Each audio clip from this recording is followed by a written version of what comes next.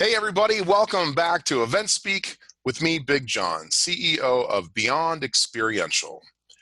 We're an interview show that lives on the brand new EventSpeak network. We're like a visual resource directory, a center hub that lives online for the entire inclusive event industry. Whatever part of it you may work in, you're welcome here. A chance to have a common voice and create solidarity amongst our shared business and get an idea to find out what's going on in the rest of the world in these uncertain times that we live in right now. So if you've watched the show, thank you first and foremost. And if this is your first time tuning in, thank you once again. With that said, we've had a lot of folks and friends from overseas and internationally talking to us. Today is no exception to that rule. Our guest, Claire Grecian, is the founder and managing director of the Circle Agency, based in London, considered one of the UK's leading experiential agencies, and 2014's Brand Experience Agency of the Year. She's had a very long day. It's the end of her day, but she's taking time to talk with us on EventSpeak today. So Claire, welcome to the show. Thanks, John. I'm really glad to be here. How are you doing today? And you were busy today. Tell me a little bit about what you were busy doing. I was very lucky to be busy today. We have just launched this week a campaign for one of our clients, Costa Coffee. So they're leading our version of Starbucks, I suppose, that we would say over here. Actually, we wouldn't say because they're the competitor. You know what I mean. I do. Yeah. So we are. Actually, we've been doing a lot of work for them. We've actually been delivering Costa's ready-to-drink coffee to frontline workers all over the country since lockdown started. And that has evolved just this week to, we've actually delivered 1 million cans to them. So we're going to continue to do that. But this week, we've actually chosen random postcodes around the country, and we're dropping really lovely little packs with a nice pick-me-up message to people's doorsteps. So they're opening the door to find a little package with a little recipe card in it to make themselves a cocktail or a breakfast smoothie, and a nice little message to just say, "Here, we're here with you, keep going," and that's it, really. It's been really well received, lovely social media, so it's a really nice campaign to work on, and of course, in this day and age, very happy to be out there and working. So, yeah. That is wonderful. I mean, I have to imagine two things come to mind there immediately. Of course, just being grateful to be able to support people that are literally, risking their lives out there trying to, help all of us that are dealing with these unprecedented times. And number two, just, as you just said, the fact that you're actually busy working, where I'm sure many of you out there that are watching right now are all saying, "Oh, wow, remember what that was like?" So that is great news to hear. And I got to believe that from a karmic standpoint, that's just bringing a lot of good back to you for putting that out there. So, tell me a little bit more about, Circle Agency and the types of events that you guys do and what you produce in the UK. Who are some of your clients that you guys normally work with? Sure. So we're very much focused on experiential in the sort of traditional sense. Normally brand to consumer, we do a little bit of B2B as well, but essentially we work across a number of verticals, from automotive to tech to FMCG, but generally speaking, it's about either a face-to-face roadshow or similar launch events, things like that, leading into content. Obviously, we're all in content business these days. So whether that's, creating an event to create content or whether we're creating content to promote an event, it's all part and parcel. So Circle was founded 15 years ago, 16 years ago, actually next week. 16 years ago next week. And we have been sort of, evolving over time. We now have our own staffing division, have done for about 12 years now. So that's a big part of who we are too, making sure that we kind of have the quality that we, our clients expect us to have. What it's like, they are the face of what we do. So it's important that that's that's kind of part of what we deliver. Our clients range a lot. As I said, PlayStation is one of our big clients, Costa Coffee, H&M, Crew Clothing, so we do a bit in retail, and then a lot of smaller FMCG brands, from Dorset Cereals to Vita, lots of touring. Really like Jarlsberg cheese, one of our clients, always a good one to have. My fridge is always stocked with cheese. So, that's, Oh my. That sounds wonderful. Especially in lockdown. I have a big wheel of cheese in my fridge at the moment, and it's slowly doing that. That I believe that's part of the survival kit, is a wheel of Jarlsberg. Wow, so you guys are busy. Well, you guys have been busy, and as we were just discussing, very fortunately continuing to be busy. So part of what we're doing on our mission of EventSpeak is to connect and inspire the global event community. You're someone who's activated amazing campaigns across the UK and been actively involved in US ones as well. Talk to me about any differences and similarities between how agencies approach events. Is there anything you've done in the UK that you think other agencies can benefit from? Ooh, that's a tough one. The markets are different, and they're also very similar. I think in terms of, I was actually mostly activating in Canada, and those are very similar territories in terms of the US and Canada. But I think probably the main difference is that we are a much smaller country. So when you're talking about doing national campaigns, it is easier for us to do that, I think, and to get real traction on a national level than it is perhaps in the States and Canada. The experience I had in Canada was you could only really get national if you were spending quite a bit on media, and whether that be social or whether that be ATL media. Here you can really start to get a feel for something happening, nationally, even quite quickly, and you can get to that quite quickly in terms of scale. And so that has helped us with some of some campaigns that we've done, and we are actually responsible for a couple of our clients doing global toolkits, and you do have to sort of go, oh, okay, how does that adapt into other markets? And there are times when we have to go, that's just not going to play out somewhere else, in the fact that it's a larger territory, etc. So that's the kind of privilege I think we have of being on a small island. But certainly on the day-to-day, we're talking about very similar things. We're talking about connections with consumers, motive, rationale, and trying to build events that speak to fairly similar consumers in the States here. So, and I think probably in the 15 years I've been here, I've seen that grow closer together, not further apart. We're all watching the same TV. Netflix has made us all quite conscious. My daughter, she refuses to watch British TV. She's so, in love with Grey's Anatomy and everything else. So, there are times when I think she might be actually, with the exception of wearing school uniform to school, she's very much, in tune with what's going on in North America. So yeah, I think the differences are subtleties, cultural subtleties, as opposed to really big differences in what we do. That makes sense to me. I think the one commonality that I've been noticing as I've been talking with folks, literally, as I mentioned, from all over the world, it seems to be those little cultural differences in the countries where you'll see that vary from what we do, say, here in the States to what they're doing in Australia, or what you guys are doing in London, or what they're doing in Barcelona. But event marketing is event marketing, as JT over at Evolve likes to say. Yep. And I think that, a very common question that we get a lot, not only here at EventSpeak, but just I'm sure people watching now that are like, I work in the experiential agents business, in the States. How do I do that overseas?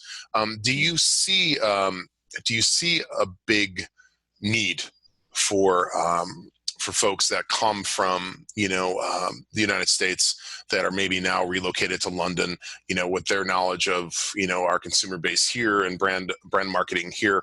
Do you get a lot of folks that, come to you and are asking, like, how can I work, overseas? And if they were to ask that question, what advice would you give them?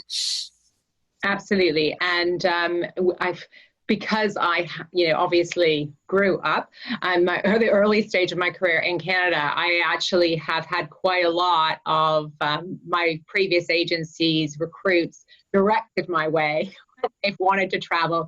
So I don't know if I'm necessarily the normal in terms of I've spoken and helped quite a number of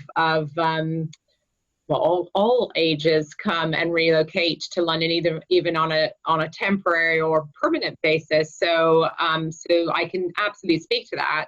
I think it's exciting to share personnel. I've even talked to Mosaic Group in the past about doing exchanges, because I think it's really interesting.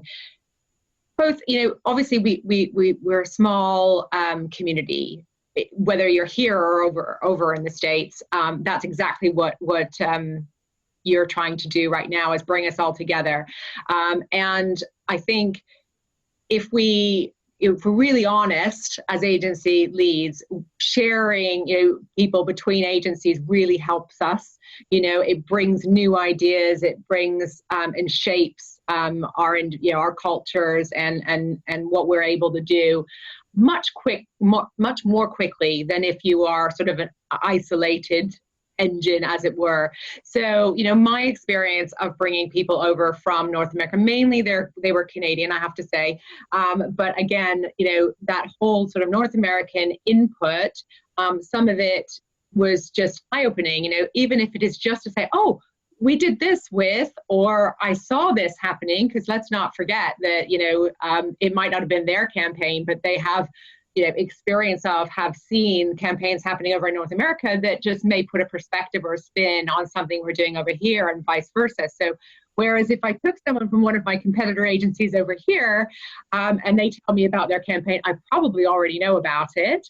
If I've got someone coming over from the United States or from Asia, then I can get that different perspective that I may not have seen. And we all try and be as open as possible to various global channels to see what other people are doing, but it's very different when you're actually seeing it firsthand in the market that you're in. So I think that's real value. And equally, just being able to keep the community at a global level. The number of times I've been able to, one of the girls that used to work for me has an agency in Singapore, that ability to pick up the phone when I needed to do something over there and speak to her, and have someone I trusted that used to work for me that I know speaks the same language, was just invaluable. And I could honestly say to my client, these are people that will look after you in Singapore and beyond in Asia. And I think if we can continue as a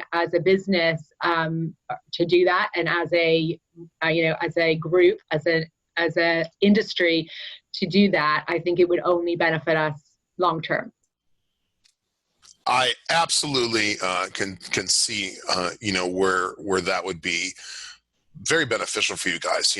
Aside from folks that are clearly interested to further their own careers, to go work overseas, from the perspective of yourself as an agency, as we were talking a little bit about off camera before we started today, and part of what we do here at EventSpeak is when you connect multiple minds across the all-encompassing event space from all over the world, you take a little bit from each of those people that you get an opportunity to interact with or work with, and they bring something of value to the table, perhaps, and just those little subtleties and differences of what their experience is to what you guys are doing where you're at, which I think is what's really pretty amazing about what we do. Is it's kind of a universal business, if you will. So I would like to talk about something. I actually read an article that was a published letter that you wrote to your 18-year-old self and said that the lesson here is to find passion for what you do. You will always find a way to squeeze it all in. So talk to me about those moments where you gravitated towards something you were passionate about, unbeknownst to what the outcome would be. What were those times that caused you to take a leap of faith, and how has that impacted your career and your agency? Well, yeah, that article was a few years ago. I'm going to have to remember what I said, but definitely, I think most people I know, and I know a lot of people in this business now, I think a good majority of them would tell you that they didn't deliberately get into events. I think that's the unique thing about our industry, is that somehow most of the people, particularly the really great people, the best people, I think, have fallen into this industry somehow. And I mean, I did my degree in psychology, had no intention of going into events, but found myself working in a bank, which was terribly, terribly dull, and have post-university. And, actually a client of mine was a media agency who won a very experientially led piece of work, came in to talk to me about funding it. And I said, oh my God, it sounds amazing. It was with Molson Brewery. And I just got so excited about it that he was like, and I don't have anyone to run it. And I said, I'll do it. And you could see in his face, he's going, I can't afford you. You've got this decent job. And I don't know, whatever. And I went home and I told my father, and he literally looked like he was going to shoot me. Like, what have I paid for this degree for, Claire? You want to go running around on a bus across Canada with a beer company? This is insane. So yeah, but I did. I took the leap of faith, and I went with it, and it was great. It was a MTV tour with Much Music in Canada, but they're owned by MTV, and we went from one side of the country to the other with 6 Canadians who nominated themselves, and we chose a 6-pack that went across the country doing all amazing things that were Canadian in nature. And, I worked on this campaign, and I thought, at the end of it, if it goes horribly wrong, then I'll go and find another job. But like most people, you fall in love with it. And, every experience I've had since has just, continued to motivate me to want to do better, bigger, better things, deliver more for the clients that we work with. And that's never really left me. But what I would say is that if you're getting into this industry, I think it applies to pretty much the whole events industry. I think going in with your eyes open is really important. Knowing that it's hard work, I think I think part of the passion of this business is that you can't just put it to bed. You're always living and breathing it, and it isn't. I know I have so many colleagues and friends in other industries that just kind of leave it at the door when I might do that, because we're kind of always on. You've got a hard deadline. There's always something to deliver. And while that is the best part about being in the events industry, seeing the end result is the best part. Knowing that that's coming, knowing you're going to deliver it is the best part. It is hard work to get there. And I think in the last 10 years, it's gotten even harder. And I think that's something that I'm actually interested in through this whole COVID crisis, is whether or not there's going to be a slight adjustment. I hope that's true. I'm really worried that we're losing a lot of our brand ambassadors that, into full-time employment right now because they just can't find work. So I think we're going to find some of our best guys will unfortunately have left the business. So we're going to need to, go back out there, really recruit, really sell the industry. And I think that will be okay. But I also worry that in the last few years, the kind of pressure that we've been under from clients to deliver at the timescales and the budgets that we've been asked to do, that it is becoming really, really tough. And so, will we lose some people in this kind of reflection time that we're having? Will they say, actually, it's quite hard, and I'm going to go and have a career break or a career change? And what I would say to them is, no, please don't, because I think this is the time where everyone is reflecting. I think I see clients reflecting on a very, on a micro level, on a macro level, looking at it and going, we're going to do things a little bit differently. I'm certainly, as an agency owner, going to be pushing that agenda and saying, I know it's going to be tough and economically tough when we come out of this, but also we need to look at what resource we have on projects. We need to make sure they're properly resourced. We need to make sure that people aren't burning themselves out. And I cannot tell you, over my 20 years of working in this industry, how much I have gotten from it. And it would make me so upset to think that somebody wouldn't choose this as a career, because perhaps in the last few years it has been tough. I think there's going to be a little bit of change. I hope that's going to come. I'm pretty confident that's going to happen. And I think the best is yet to come in terms of what we're seeing coming through both the digital space and the event space coming together. Some really exciting projects coming up, partly because of COVID, but also because, we just, I think those two worlds have been colliding for a while anyway. So I think what we're seeing is the really particularly interesting, the really clever things we do in the live space starting to creep over to make the digital event space much more interesting, much more emotive. And those two things are going to come together and I think permanently stay in the mix in a bigger way than we were seeing before. I think we'll start to work in a little bit more of an adaptive way, see all of this, online meetings, able to kind of create a better way of working. And hopefully, that's what I would be talking to people about now. In 2014, I might not have said that, but now I would say, stick with it. This is still the best industry to be in. I have partied my way through the last 20 years, and it's been tough, but it's been so rewarding. Some of my best friends come from this industry, and there's nothing better than walking away from a successful campaign. It's just such a sense of accomplishment in that. I don't think any other career could give you that. Very well said, Claire. As someone that there's a lot of parallels to our story, as I too had kind of fallen into this industry many years ago and was like, what? Brand tour? What do you, yeah. I come from the music business. So I'm like, you want me to go on tour with a brand? Don't you mean band? Like, what does that mean? Yeah.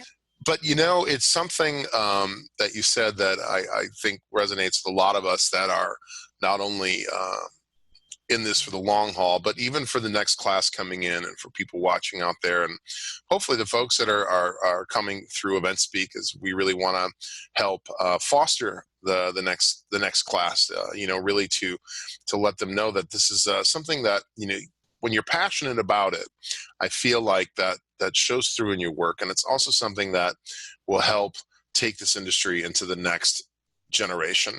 Because, the thing is I think if COVID has taught me anything, is that reinvention out of necessity isn't necessarily a bad thing. We have, the digital realm, the future is the now. And while of course everyone's pushing, hard for it, everything's got to be digital right now because there's no live events, that will change. And when it changes, it's not going to go back to the way it was, which I don't think is a bad thing. I think it's going to be a very familiar landscape, but it's going to be, there's going to be, I think, a lot more digital components, which also really gives us as agencies and our clients an opportunity to sort of come up with new ideas on how to reach even that many more consumers, because with the magic of the interweb, you can reach so many different folks. That is something that will remain to be seen, and I think is exciting and scary all at the same time. But really Claire, I want to just thank you so much for coming by today and talking with us here on EventSpeak. For folks that are looking to find the Circle Agency, I have you guys at circleagency.co.uk. That's right. And it's also your blog, from what I saw on LinkedIn. Yeah, although we are launching our new website week after next, so it'll look a little different in a couple of weeks. So pardon the dust, but a new look coming your way. Claire, thank you so much. Please be well, and I appreciate you coming by the show. Claire Grecian, everybody from the Circle Agency in London. Thanks for coming by.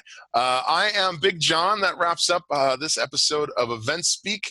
I just want to give a shout out to, of course, Claire for coming by today, my amazing producers, JT and Fox over at Evolve, Chris Loxamana at Loxamana Media. And you know where to find me, right here at www.eventspeak.com.